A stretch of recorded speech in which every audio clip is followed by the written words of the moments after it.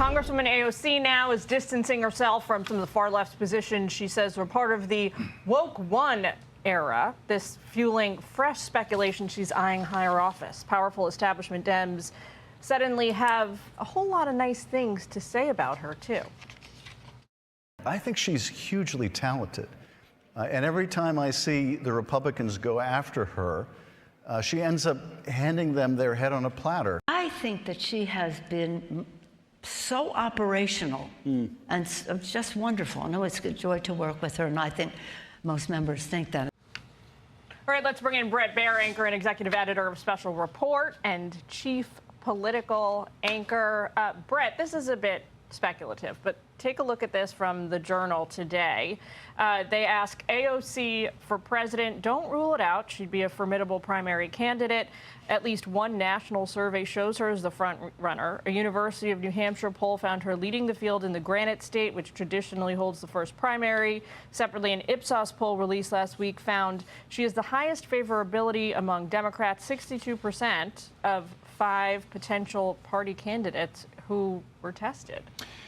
Yeah, that's Doug Schoen, who well-respected and can see both sides of the politics issue, and says, don't be surprised if AOC is running in 2028. Now, I think she has some serious vulnerabilities. We saw them on display overseas as she talked about foreign policy, not too succinctly. And she tried to walk back some of her early woke comments, saying that a councilman in New York said that woke one was crazy. Well, she was a big part of woke one. She kind of was pitching all of those what a lot of America thought were crazy ideas, and now she's kind of walking back from that. There is a warning here for Republicans, though, that are licking their chops about the possibility of running against DSA candidates and AOC. They are touching a chord, and it is cost of living. The cost of living issue is number one. Even among Trump MAGA voters, 54% say cost of living is their number one issue. And no matter how they talk about it, it is cutting. And even some independents are saying, hey, maybe we'll give this a shot because my health care is too much, my child care is too much, and we got to do something different. It's not going down.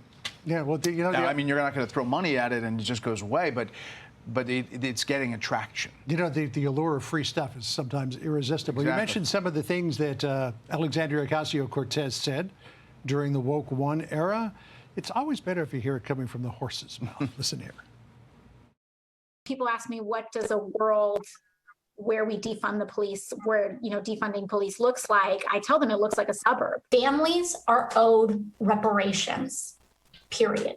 I think Abolish ICE is a call to action on several levels. One is the literal interpretation of abolishing ICE, which I support. The momentum is on our side, and that we're winning, and that we've won the generational argument, and that millennials are radicalized, and Gen Z is out here with class consciousness. All right, so that's what she said during woke one. She's now saying, well, a lot of those things, we wouldn't say them the same way now. Robbie Suave says, don't buy that. He said, quote, Representative Alexandria Ocasio-Cortez wants to pretend she had nothing to do with wokeness, or what she calls the woke one era. I say that's not true, and she's retconning, love that word, her own starring role in the madness. Ocasio-Cortez's newfound ambivalence toward wokeness is a profoundly weak choice, and one that she would clearly eagerly jettison if the pendulum swung back in that direction. So Suave is saying, look, this is just a haul for appearances. Try to tack toward the middle a little bit so that she can make herself viable for 2028. I think she's right. I think this is the beginning of a larger campaign, and she's clearly going for the spotlight. I think that there's also pressure from the left. Mother Jones wrote a big piece about how she's abandoning all the far left progressive issues. And so she's going to have to figure out her place. But in the meantime, the midterms are here. And again, there are a lot of places where DSA, those candidates are winning in primaries. But the issue that most they're attaching to and jettisoning the others is the cost of living. Right. I mean, she's only 35-ish, something like that, but she has more in common with Bernie Sanders than she does with this new wave. I doubt Bernie's running people. again, but who knows? She's been in office now, I think, 10 years, coming in on 10 years, so she's Not You know, enough. what it takes- in that time, her most significant legislative accomplishment is the Geothermal Cost Recovery Authority Act.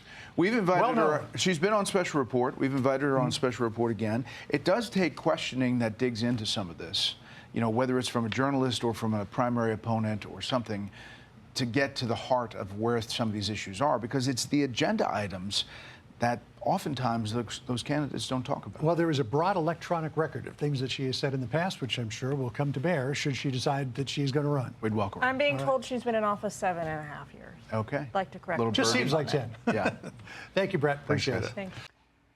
Be sure to like and subscribe for all the Fox News latest on YouTube and catch full shows streaming now on Fox One.